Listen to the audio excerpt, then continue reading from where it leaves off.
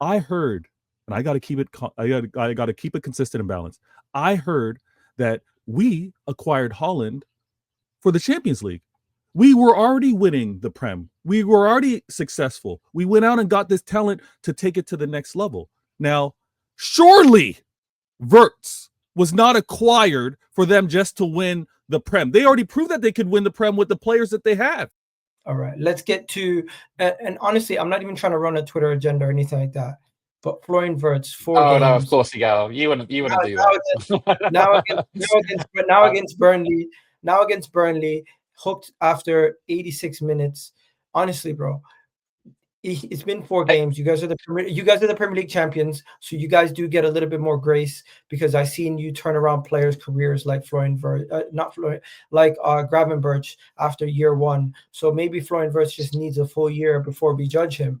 But maybe because of the amount of money he came in for, and because of the fact that you guys are the Premier League champions, I feel like there's a little bit of a counter action here. If this was Arsenal, or if this was Manchester United, or if this was Chelsea who signed Florian Wirtz, and after 4 games he looked this poor, he'd be getting a lot more criticism. But because you guys won the league, you kind of get more grace with the whole Florian Wirtz. But I'm not going to do that right now. I'm just going to be honest. I don't think he's looked good, and I don't think he's up to full scratch yet, and used to how it is over here in England.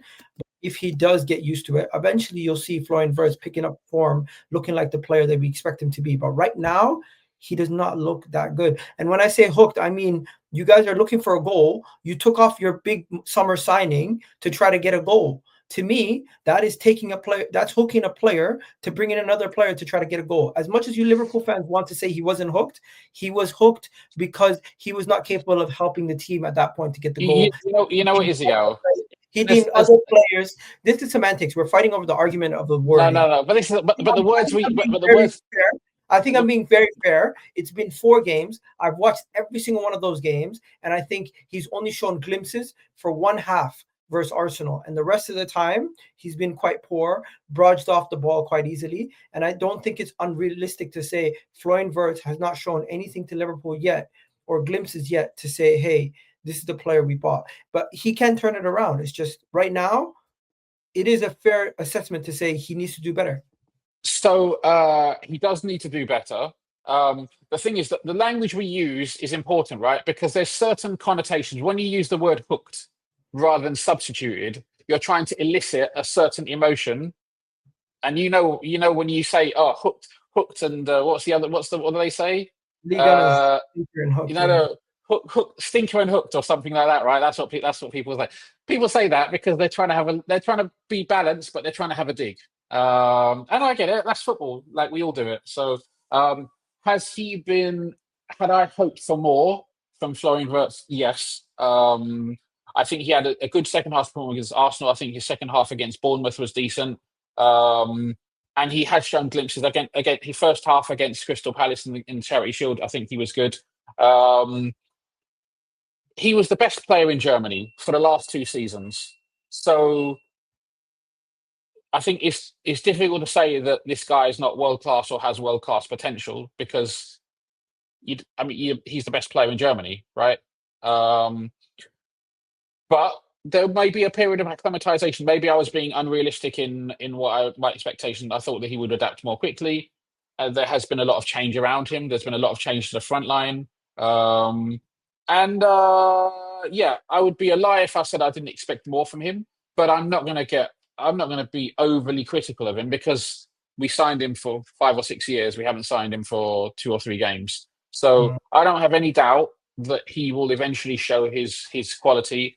I really hope that it's not going to take a year for him to adapt because that will curtail our expectations for this season. I think we definitely need him for the business end of the season. So he will have a bedding in period. But the thing is, it's easier when you're getting the results. Jay, people will be more critical if we're not getting the results and he's also not performing well. I was gonna bring Jay into it, but before I do that, we're gonna speak about Salah after you're done. Go ahead, bro. What are you saying? Yeah, all good, man. I was Liverpool did it again. I don't think they were very good, but they did it again. late goal. Salah was very bad actually, but Wirtz. I was listening to the conversation. I was a big Florian Wirtz fan. I say was past tense. I'm not jumping off the train, but I will say that when people talk about being Prem proven or doing it in the Premier League, it's not to say that people who are coming into the league aren't good. It's to say that these players can turn up and put in big performances. I think for me, Wirtz has he's not got into it. He's not shown us the levels. I think for 100 million plus, I think you're entitled to expect day one output. It's a lot of the reason that people were basically, just to get you caught up, we were speaking with RAK and we're on to the case of Florian Wirtz, 4 games, no production yet. And where is RAK? He's here. He just went off screen. He's probably making tea. But yeah, he's probably getting a fitted. He's probably going to put on a fitted shirt. All right. But Jay's jumped off the Wirtz bandwagon pretty much. No, yeah. My point is like it's not just people can say it's not just about why is it just about output? Well, Curtis Jones can help you link the play. Curtis Jones can help you. You know what I mean? Like it's you're not paying that much money for that skill set. You have players that can do that. So bro, he hasn't even shown glimpses in 3 games. There's different things. There's strength, there's timing, there's pace, there's energy. Like I don't think if you look at across the 4 games, I don't think he's shown in any way, shape, or form the player that he was before. So I think you can easily say, okay, he'll improve, he'll get better, but you can also judge it and be like, it's been 4 games and they've not been good games. He's had a few moments, but like it's not really clicking for him at the moment. Facts. But he's also not playing well. Yeah, so he's not playing well within himself, and he's not really helping the team to a huge level, whilst he's not killing the team. Do you know what I mean? It's not like he's not the reason why Liverpool's performances aren't really, really high at moments, but he's also not helping the team. He's not showing any X factor. He's not.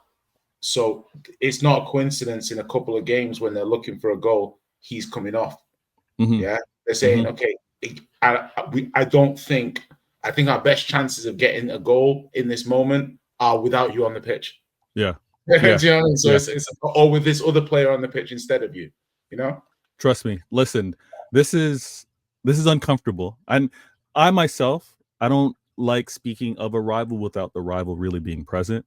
Like in a case like this, like it would be great to actually not only hear Rax's reaction to this, but see it, because you can see when the information, like what Jay was just spitting, you can see when it's kind of getting under the skin of the rival, where things that are being said are ringing true. It's unfortunate we can't see that of Rax right now, but I'm going to say this: Liverpool and their fan base, they don't get a bly with how Wirtz is talked about. Everybody, and we did this even before Wirtz came to Liverpool.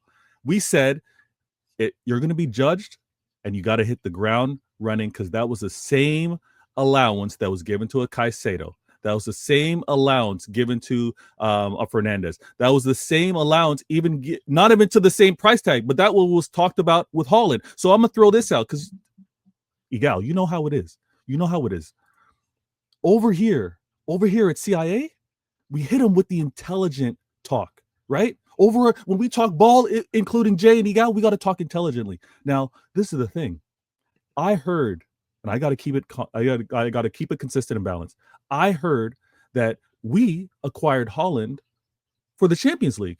We were already winning the Prem. We were already successful. We went out and got this talent to take it to the next level. Now, surely Wirtz was not acquired for them just to win the Prem. They already proved that they could win the Prem with the players that they have, with the squad that they had prior. Wirtz is acquired to take them to another level, and he's not doing that. So the criticism and the judgment is fair. But the one thing I'd say there on that is, and that Liverpool fans underestimate, and when I was coming into the season, I thought it was something we should mention, is that Liverpool had arguably the best midfield in the league last season. They had the best balance. Sobo, McAllister, Gravenberch. It worked. So you're trying to improve something that helped you win the league. So it's already like you're already at a very high level. So as soon as you take things out of that, levels are going to drop. Sobo's been excellent this season wherever he's played, and I think sometimes you look at it and you say, if it wasn't for the transfer fee, you'd probably be reverting back to the last season's midfield. Yeah, you probably would, like, based on pure performance. You want to play Wirtz into the game. He hasn't been absolutely woeful, but he's just not shown the levels. So based on pure, like, if it wasn't for, like Frimpong being injured, like Sobo would deserve to start. Yeah, Wirtz probably. Jay, I want to stay on that point. I want to stay on that point because, again, when we look at things, and we got to be observant, and anyone challenged for the league or defending the league have to be under the same pressure, right? We as rivals need to apply this pressure and ask these questions. But you know something? City, because they would win the league, when they bring in a player who doesn't perform well for the first season, Pep excuse where his first season is difficult for a player, he always gets that first year bly.